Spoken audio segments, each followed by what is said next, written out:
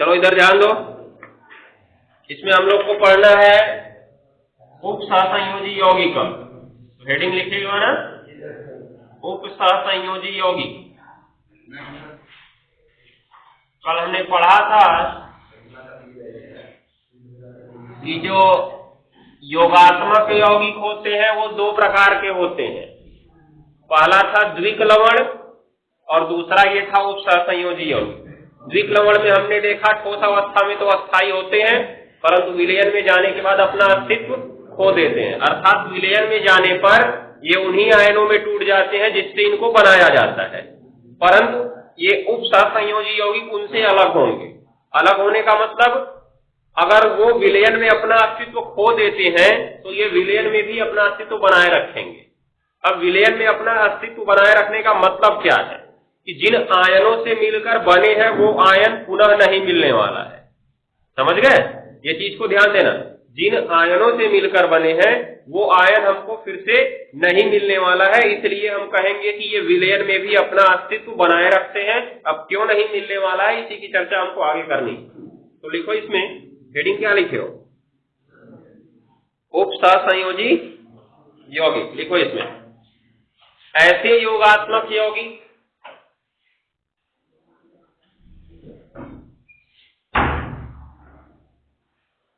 ऐसे योगात्मक यौगिक ऐसे योगात्मक यौगिक जो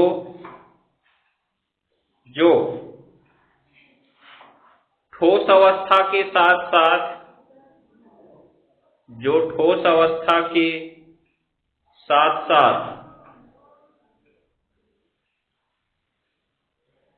जो ठोस अवस्था के साथ साथ विलयन में भी अपना अस्तित्व बनाए रखते हैं।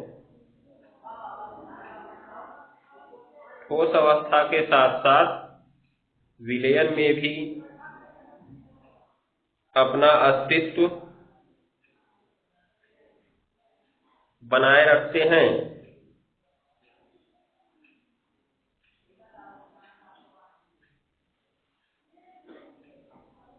बनाए रखते हैं। हो गया।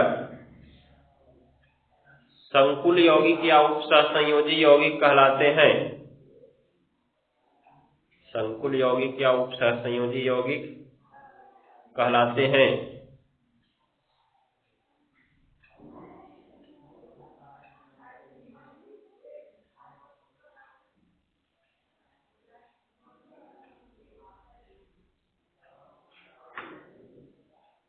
हो गया ना? नीचे पैराग्राफ चेंज करके लिखो। संकुल यौगिकों का एक बड़ा भाग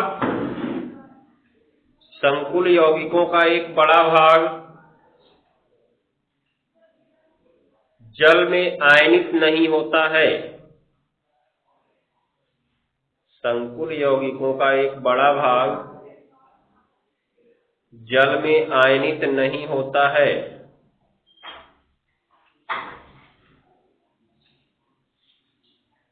संकुल यौगिकों का एक बड़ा भाग जल में आयनित नहीं होता है तथा वह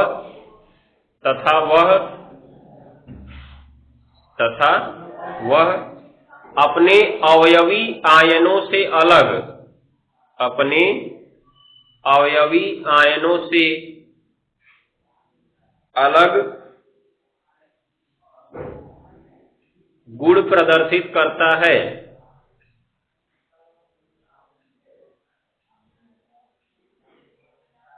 अपने अवयवी आयनों से अलग गुण प्रदर्शित करता है। आगे काली पेन से लिखना।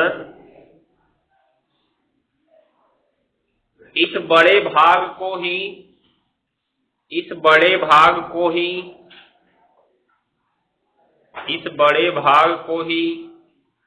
जटिल आयन या संकुल आयन कहते हैं। इस बड़े भाग को ही जटिल आयन तथा संकुल आयन कहते हैं। यह अथवा तथा नहीं, जटिल आयन अथवा संकुल आयन कहते हैं।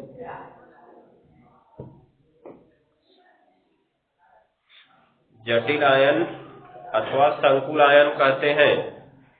हो गया ना? आगे लिख लेना काली पेन से ही। इसे बड़े कोष्ठक के भीतर प्रदर्शित करते हैं।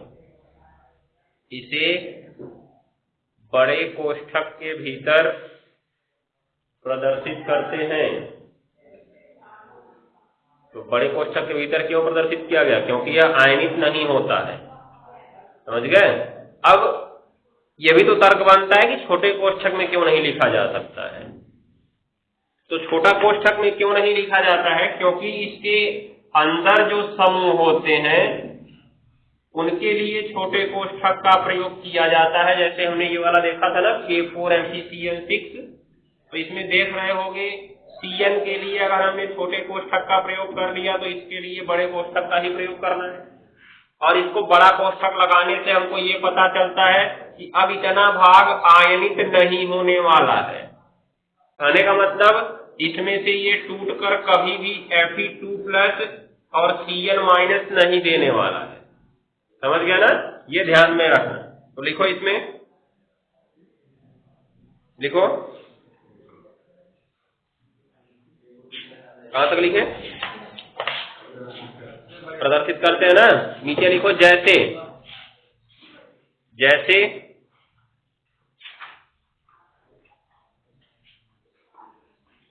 जब कॉपर सल्फेट के जलीय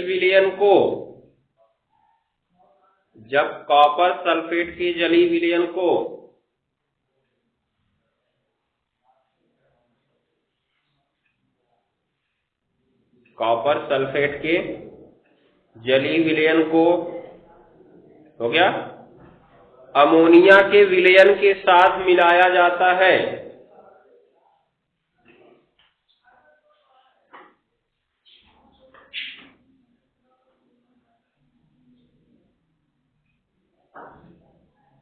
हो गया अमोनिया के विलयन के साथ मिलाया जाता है तो गहरे नीले रंग का विलयन प्राप्त होता है। तो गहरे नीले रंग का विलयन प्राप्त होता है।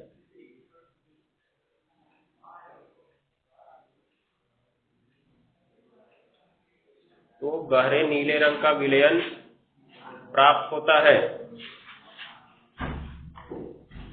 हो गया ना? आगे देखना कैसे बनाइए। किसकी क्रिया किससे करा रहे हैं? कॉपर सल्फेट ना। तो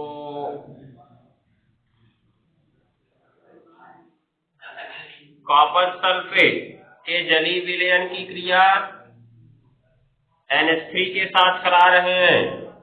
दोनों का AQ लिया गया।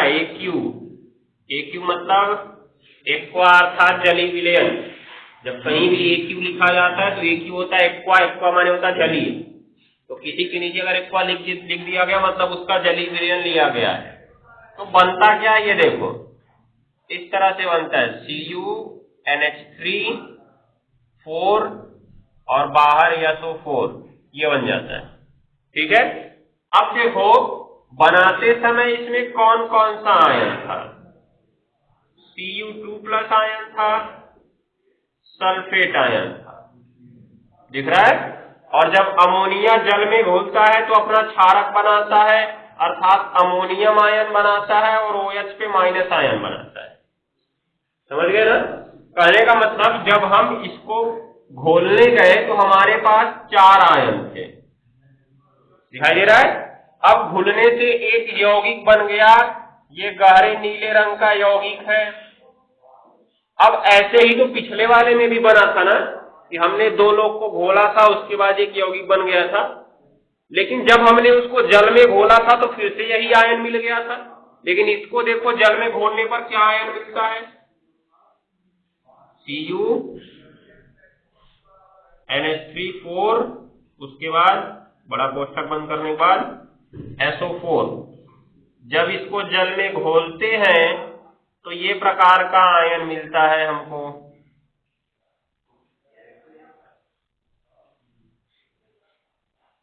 तो अब बताओ, इसको जल में घोलने के बाद क्या पहले की तरह 4 आयन मिले हमको? पहले की तरह 4 आयन मिले हैं? नहीं मिले हैं, केवल एक ठो मिल रहा है। दिखाई दे रहा है? तो कहने का मतलब इनमें एक साधारण आयन मिलता है जो पहले रहेगा, और दूसरा बड़ा आयन मिलता है जिसे हम जटिल आयन कहते हैं। अब ये नहीं टूटने वाला है। ऐसा नहीं है कि थोड़ी देर तक और जल में घोल दो तो फिर Cu2+ और फिर NH4+ मिल जाएगा। ऐसा नहीं मिलने वाला, ये नहीं टूटेगा, ये बहुत अस्थायी हो जाता है। किस कारण से अस्थायी होता है? वही उपसहसंयोजी बंध। इसमें बहुत सारे चार लोग जुड़े हैं ना, लिख रहे हैं यहाँ पे 4 लोग जुड़े हैं ना, तो 4 उपसहसंयोजी बंध बनता है। ध्यान देना। अब इनका स्थायित्व कैसे होता है, किस कारण से होता है, आगे कुछ सिद्धांत दिए गए, उन सिद्धांतों के आधार पर हम इनका स्थायित्व पढ़ते जाएंगे। समझ गए? तो ये चीज को ध्यान में रखना है, जो बड़ा भाग मिला है ये आयनित नहीं होने वाला है। अब ये जल में भी अपना स्थायित्व बना लिए। जल में इनका स्थायित्व कब खत्म होगा? जब यही अवयवी आयन मिल जाएगा तब।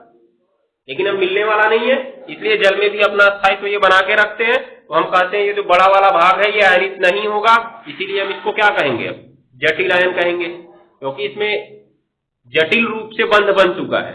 अभी देखो Fe का देखेंगे तो FeCN6 बनता है। अब वहां पे अगर हम एक ही रखें तो CN6 है, CN को 4 कर दें, एक ठो H2O कर दें, एक ठो CO कर दें, 3 लोग हो गए और जटिल संरचना बन जाएगी। इसीलिए इसको हम जटिल आयन कहते हैं। और कैसा बंध बनता है? इसमें उपसहसंयोजी बंध बनता है, इसलिए इसे हम उपसहसंयोजी आयन भी कह सकते हैं। ठीक है ना? तो इसको लिख सकते हो।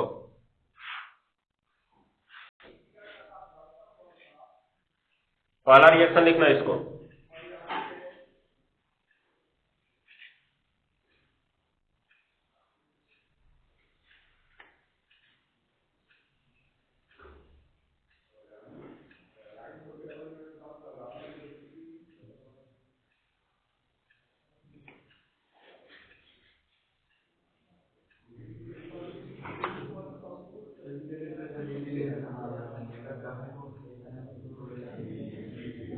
ले सकते थे लेकिन हमको कोई आवश्यकता नहीं थी, इसलिए हमने नहीं लिया।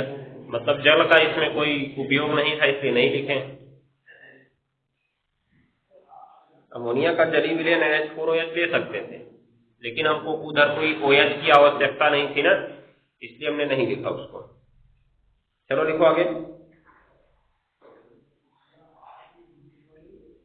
नीचे लिखो। अब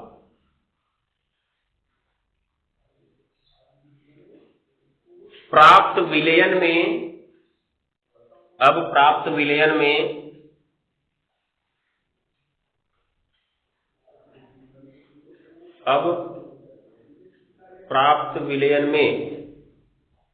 हो गया ना?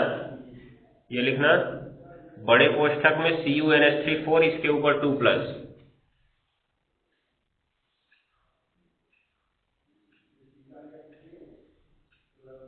बड़े कोष्ठक में CuNH3 उसके ऊपर 2+, तथा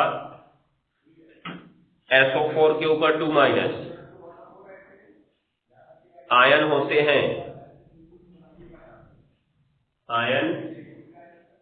होते हैं,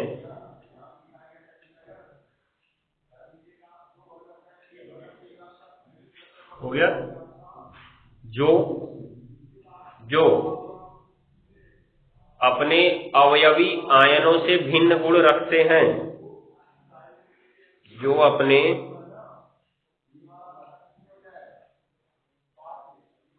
अवयवी आयनों से भिन्न गुण रखते हैं,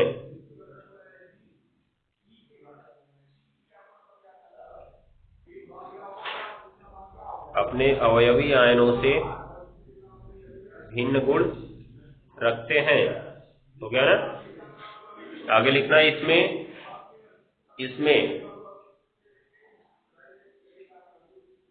बड़े कोष्ठक में CuNH3 उसके ऊपर 2+,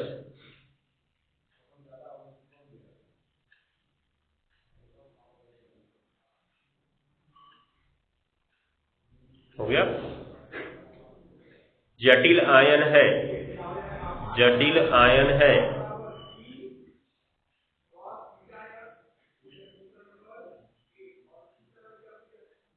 जटिल आयन है जिसमें जिसमें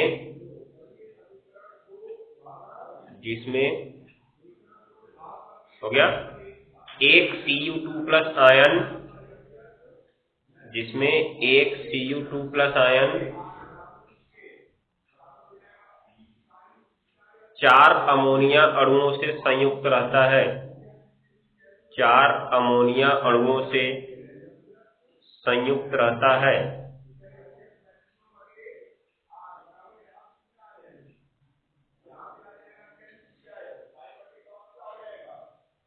हो गया। यह बहुत अस्थाई आयन होता है,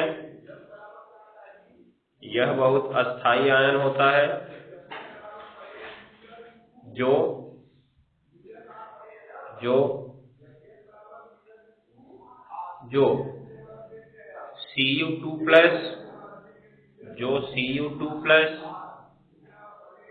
तथा NH4+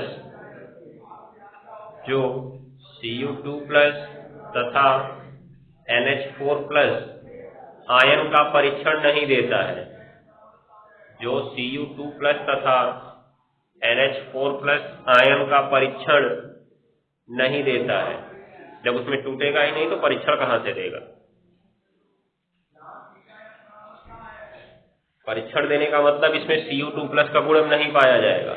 भी फिलहाल जब हमने प्रारंभ में विलयन बनाने के लिए लिया था तो Cu2+ के भी गुण दिख रहे थे, NH4+ के भी गुण दिख रहे थे, लेकिन जब ये यौगिक बन गया और पुनः इसको जब हमने जल में खोला, अब न तो Cu2+ मिलने वाला है न ही NH4+ मिलने वाला है, बल्कि एक बड़ा आयन CuNH4 के ऊपर क्या मिलने वाला है? 2+ मिलने वाला है। इसी को क्या कहते हैं? जटिल आयन कहते हैं। आगे लिखो। हाँ, नीचे वाला रिएक्शन लिख लो जैसे करके।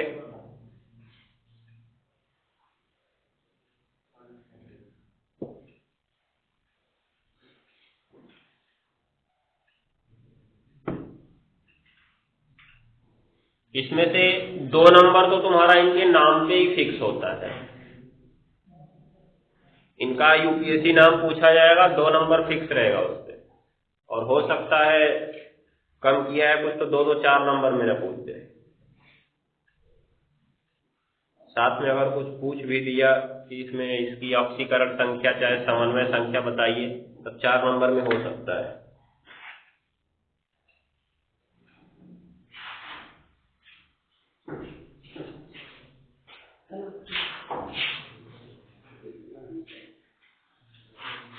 हो गया जी।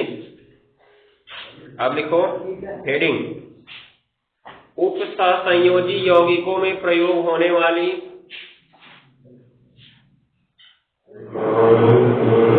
उप सहसंयोजी यौगिकों में प्रयोग होने वाली महत्वपूर्ण शब्दावली, उप सहसंयोजी यौगिकों में प्रयोग होने वाली महत्वपूर्ण शब्दावली।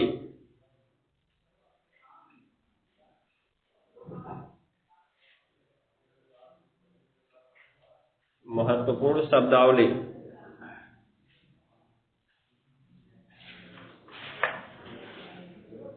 हो गया ना? कहने का मतलब जब हम किसी उप सहसंयोजी यौगिक की चर्चा करते हैं तो किन किन विशिष्ट शब्दों को प्रयोग किया जाता है। विशिष्ट शब्द का मतलब जिन्हें हमने पहले व्याख्या नहीं पढ़ा है, अर्थात जिन्हें हमने पहले अध्ययन ही नहीं किया है, उन्हें हम विशिष्ट शब्द कहेंगे। वैसे तो बहुत सारे शब्द प्रयोग होंगे ना, लेकिन कुछ विशिष्ट शब्द जिनके बारे में हम पहले नहीं जानते थे। जैसे पहला शब्द आता है उप सहसंयोजी क्षेत्र। उप सहसंयोजी क्षेत्र, तो क्या इसके बारे में पहले पढ़े हो कि उप सहसंयोजी क्षेत्र क्या होता है? नहीं। दूसरा शब्द आएगा लिगेंड, पढ़े हो? नहीं पढ़े हो। केंद्रीय धातु परमाणु, पढ़े हो?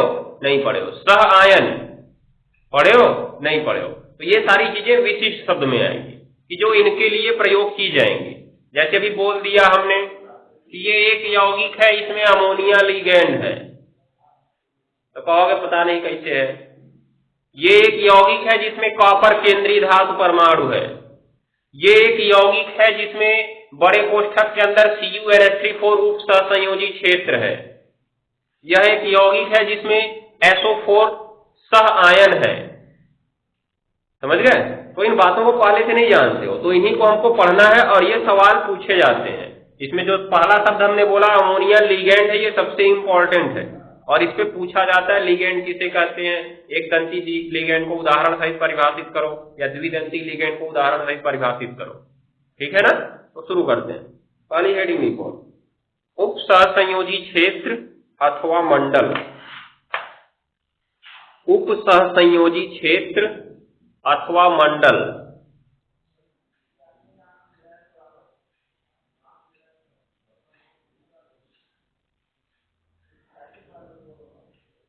उप सहसंयोजी क्षेत्र अथवा मंडल।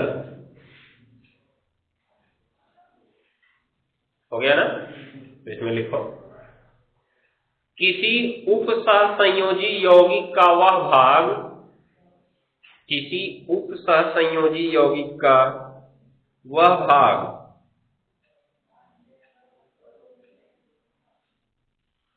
किसी उप सहसंयोजी यौगिक का वह भाग जो एक बड़े कोष्ठक के भीतर लिखा जाता है, जो एक बड़े कोष्ठक के भीतर लिखा जाता है,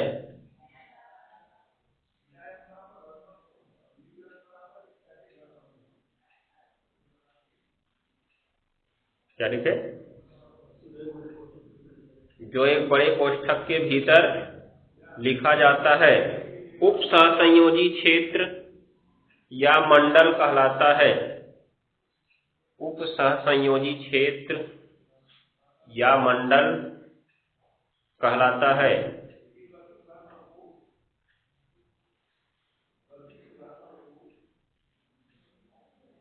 उप सहसंयोजी क्षेत्र या मंडल कहलाता है।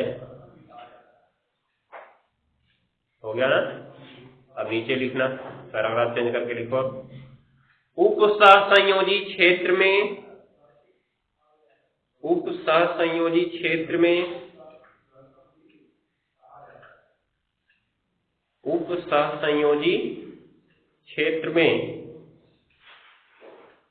हो गया, एक धातु परमाणु होती है, एक धातु परमाणु होती है, एक धातु परमाणु होती है, पहले बेंच से आगे लिख लेना, जिसे केंद्रीय धातु परमाणु कहते हैं, जिसे केंद्रीय धातु परमाणु कहते हैं, जिसे केंद्रीय धातु परमाणु कहते हैं। कोष्ठक में लिख देना आगे, ये सामान्यतया संक्रमण धातुएं होती हैं, ये सामान्यतया संक्रमण धातुएं होती हैं, ये सामान्यतया संक्रमण धातुएं होती हैं। हमने पीछे पढ़ा ना, जटिल यौगिक बनाने का गुण संक्रमण धातुओं का होता है, तो वैसा नहीं है कि केवल यही बनाएंगी, कुछ क्षार धातुएं और क्षारीय मृदा धातुएं भी बनाती हैं, जैसे मैग्नीशियम और सोडियम, तो इनके भी कुछ यौगिक मिलते हैं तो वो अपवाद स्वरूप में चले जाएंगे। लेकिन साधारण रूप से जो भी मिलेंगे इसमें केंद्रीय धातु परमाणु कौन होगा? संक्रमण धातु। तो अब बड़े कोष्ठक के अंदर तुम्हें केंद्रीय धातु परमाणु पहचानना सबसे आसान है। केंद्रीय धातु परमाणु कहाँ होगा? बड़े कोष्ठक के अंदर होगा, और बड़े कोष्ठक के अंदर जो संक्रमण धातु दिख रही है वही केंद्रीय धातु परमाणु होगी। जैसे इसमें कौन सी संक्रमण धातु दिख रही है? कॉपर, तो कॉपर तुम्हारा केंद्रीय धातु परमाणु हो गया, हो जाएगा ना? आगे लिखो,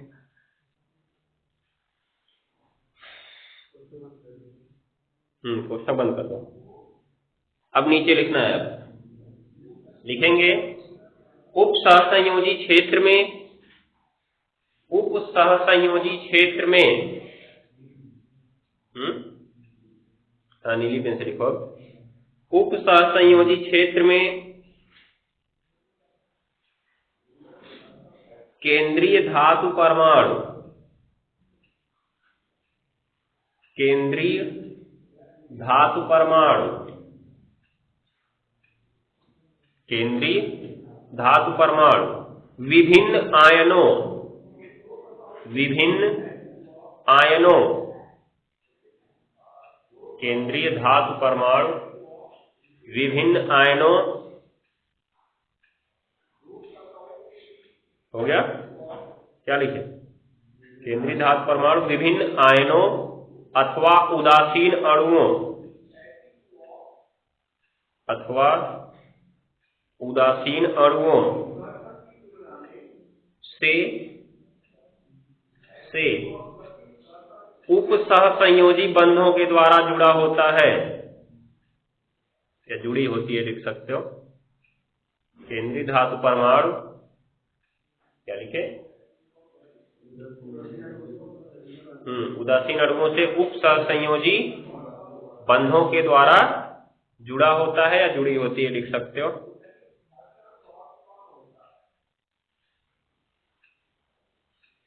हो गया ना? जिन्हें लीगैंड कहते हैं, जिन्हें लीगैंड कहते हैं,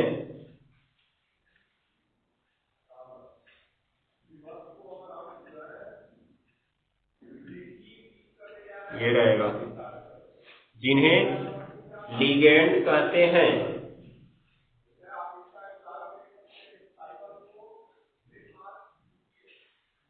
हो गया? आगे लिख लेना, उपसहसंयोजी बंध में, उपसहसंयोजी बंध में लीगैंड इलेक्ट्रॉन दाता का कार्य करते हैं, लीगैंड इलेक्ट्रॉन दाता का कार्य करते हैं।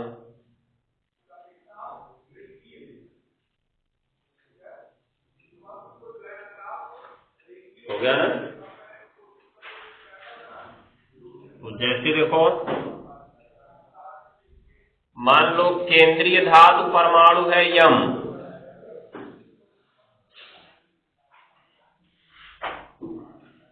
ठीक है, ये बड़े कोष्ठक के भीतर की बात की जा रही है, कभी बड़े कोष्ठक के बाहर की चर्चा नहीं कर रहे हैं। इसमें केंद्रीय धातु परमाणु हो गया और जो शेष बचे वो क्या कहलाएंगे? लीगैंड कहलाएंगे। तो केंद्रीय धातु परमाणु और लीगैंड के बीच एक उपसहसंयोजी बंध बनेगा, जिसमें दाता का कार्य कौन करेगा? लीगैंड करेगा। तो लीगैंड को अगर हम यल से प्रदर्शित कर दें तो बताओ तीर वाला बंध किधर से किधर बनेगा? यम से यल की ओर या यल से यम की ओर? यल से यम की ओर।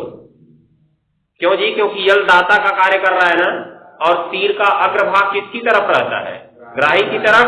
तो तीर लगेगी तुम्हारा इस साइड में, अर्थात यहाँ पे तुम बता सकते हो बंध कैसे बनने वाला है। कॉपर है ना, कॉपर दिख रहा है, कितने अमोनिया है?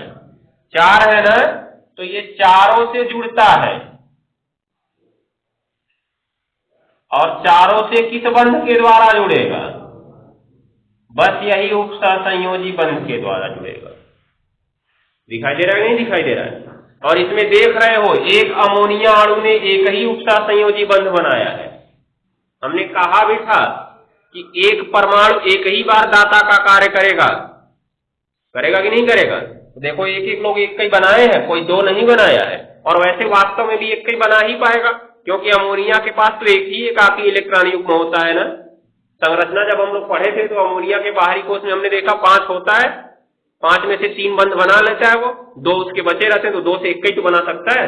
तो अगर 2 का ऑप्शन भी होता तब भी नहीं बनाता, ये हम चर्चा कर लिए थे क्यों नहीं बनाता। हो जाएगा ना? तो ये प्रकार से देखो, हमने यम देखा केंद्रीय धातु परमाणु और यल देखा लीगैंड। तीर वाला बंध किधर से किधर बनेगा? यल से यम की ओर। अब जिसकी जितनी क्षमता होगी वो उतना बनाएगा।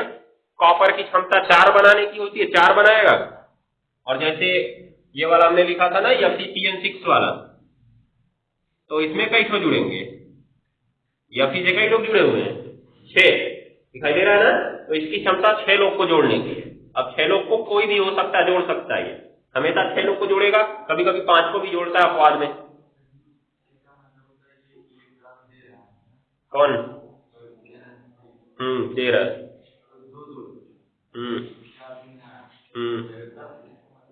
कॉपर को 8 इलेक्ट्रॉन मिला ना, और कॉपर तुम्हारा इसमें Cu2+ वाला है, और कॉपर का वैसे होता है 29 होता है ना। और उसके बाद तुम्हारा कितना निकल गया? 2 निकल गया तो 27 बचे, और 8 मिल गया तो 27 8 कितना हो गया? 35। और उप सहसंयोजी क्षेत्र में जो केंद्रीय धातु परमाणु होता है उसकी प्रवृत्ति क्या होती है? अपने निकटतम अक्रिय गैस के विन्यास तक पहुंचने की, अपने निकटतम अक्रिय गैस के विन्यास तक पहुंचने की उसकी प्रवृत्ति होती है। तो अब देखो, कॉपर का होता है 29 के पीछे अक्रिय गैस है 18, और 29 के आगे अक्रिय गैस है 36। 18 है आर्गन और 36 है क्रिप्टॉन, है ना। तो 36 नजदीक है कि 18 नजदीक है? 36 नजदीक है ना, क्योंकि 29 से ज्यादा ही तो जाना है 36 के लिए। तो अब कॉपर की प्रवृत्ति कहां होगी जाने की? क्रिप्टॉन के पास, अर्थात 36 के पास जाने की होगी। तो अब जब Cu2+ बन गया तो 2 ठो कम हो गया, 27 बचे उसके पास, तो 27 बचे, 8 मिल गया, कितना हो गया? 35। अब 36 तो नहीं कर पाया, लेकिन 36 के पास तक पहुंच गया कि नहीं पहुंच गया? पता चलता कोई एक और मिल जाता इसको, अगर एक और मिल जाता तब तो 35 और 37 हो जाता। तो आगे थोड़ी ना जाना है, उसके निकटतम रहना, ये ध्यान देना, आगे नहीं जा सकता है, पीछे रहेगा चलेगा, उसके बराबर तक पहुंच जाएगा चलेगा। जैसे यहां पे देख सकते हो FeCN6, इसमें Fe होता है 2+ वाला, कौन सा होता है? 2+। अब Fe का 26 होता है, तुम जानते हो, 2+ से निकाल दिया, कितना बचा? 24 बचा ना। और कितने लोग जुड़े हैं इससे? 6 लोग जुड़े हैं ना। और एक कितना देगा? अगर 6 बंध बनाया है तो एक बंध कितना देता है? 2 इलेक्ट्रॉन, तो 6 बंध कितना इलेक्ट्रॉन देंगे? 12 इलेक्ट्रॉन देंगे ना। तो 24 इसके पास थे, 12 मिल गया, कितना हो गया? 36। अपने निकटतम पहुंच गया कि नहीं पहुंच गया? ठीक है, पीछे नहीं जाएगा। पीछे क्यों नहीं जाएगा? क्योंकि पीछे जाने के लिए त्यागना पड़ेगा ना, और इसमें तो हमेशा ग्रहण कर रहे हैं, इसमें तो हमेशा ही ग्रहण कर रहे हैं ना, इसलिए अपने आगे वाले के पास जाएंगे। जो भी हो, 36 के आगे जो होगा वो 54 के पास जाने की प्रवृत्ति रखेगा, 54 के आगे जो होगा वो 86 के पास जाने की प्रवृत्ति रखेगा, 86 के आगे जो होगा वो 118 के पास जाने की प्रवृत्ति रखेगा। अब क्योंकि 86 के बाद वालों के कम मिलते हैं, क्योंकि वो रेडियो एक्टिव हो जाते हैं, इसीलिए 86 के पहले तक के मिलते हैं। प्लेटिनम के कुछ खास यौगिक मिलते हैं, प्लेटिनम। अब प्लेटिनम तुम्हारा 54 से 86 के बीच में है, तो प्लेटिनम की प्रवृत्ति होगी कहां जाने की? 86 के पास जाने की, समझ गए ना। तो जो भी होगा अपने निकटतम अक्रिय गैस के पास जाने के लिए सहसंयोजी बंध बनाएगा जितने की आवश्यकता हो। तो कॉपर निकटतम जाने के लिए कितना बनाया? 4 दिखाई दे रहा है। ये इसको निकटतम जाने के लिए कितना बनाना पड़ा? 6 बन गया, इसका तो 6 बनाता है, और कोई 2 ही से काम कर लेगा, 2 ही बनाएगा वो, ठीक है, ये ध्यान देना। अस्थायी विन्यास, क्योंकि सबकी प्रवृत्ति होती है ना अस्थायी विन्यास प्राप्त करना, तो अस्थायी विन्यास प्राप्त करने की कोशिश में होते हैं ये। अष्टक नहीं कर सकते यहाँ पे हम, यहाँ पे अष्टक नहीं कर सकते हम, ध्यान दे रहना, क्योंकि ये अपने बाहरी कोश के डी ऑर्बिटल का प्रयोग करते हैं, डी ऑर्बिटल, तो अष्टक नहीं यहाँ पे कर सकते। निकटतम अक्रिय गैस कर सकते हैं, निकटतम अक्रिय गैस के विन्यास तक पहुंचने की कोशिश करते हैं, समझ गए? कोशिश करते, जरूरी नहीं कि पूरा हो जाए, पूरा हो गया तो ठीक, नहीं हुआ तो भी ठीक, जैसे इसका नहीं पूरा हुआ इसका पूरा हो गया, दोनों लोग खुश हैं। चलो लिखो आगे, अभी आगे समझ रहे हैं, इसको भी समझ रहे हैं, हेडिंग है पूरा ये वाला जो बताया अभी। कहां तक लिखे? हाँ, जैसे भी इसको बना लो, तब उसके बाद एग्जाम्पल के रूप में ये पढ़ लिया जाए, ये बना लो पहले, तब आगे बढ़े। धातु परमाणु रहेगा, बड़ा कोष्ठक बना लेना, ये बड़े कोष्ठक के अंदर की बात है, बाहर नहीं।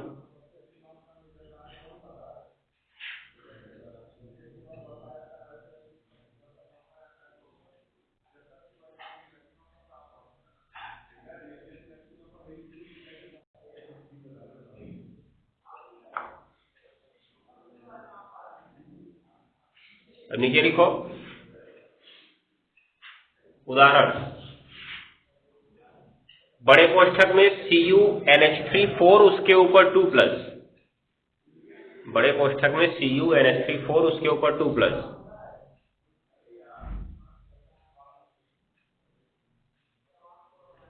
हो गया ना। एक उप सहसंयोजी क्षेत्र है, एक उप सहसंयोजी क्षेत्र है, एक उप सहसंयोजी क्षेत्र है जिसमें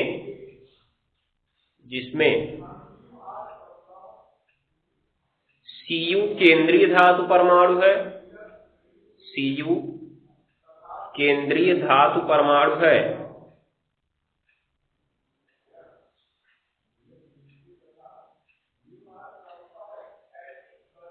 जो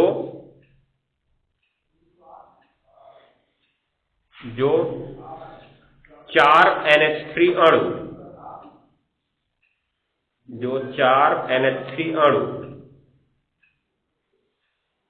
कोष्ठक में लिख देना लिगेंड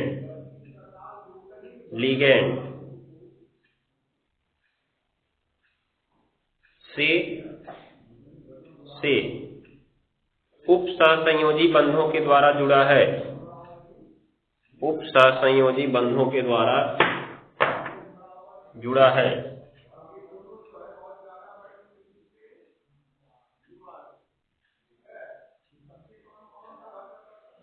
हो गया ना। तो ये बना सकते हो, इसको दोबारा बना लो, Cu लिख लो, चारों तरफ से NH3 जोड़ दो, ऊपर 2+ लिख देना, हो जाएगा। चलो बाकी चीजें इसमें कल पढ़ेंगे।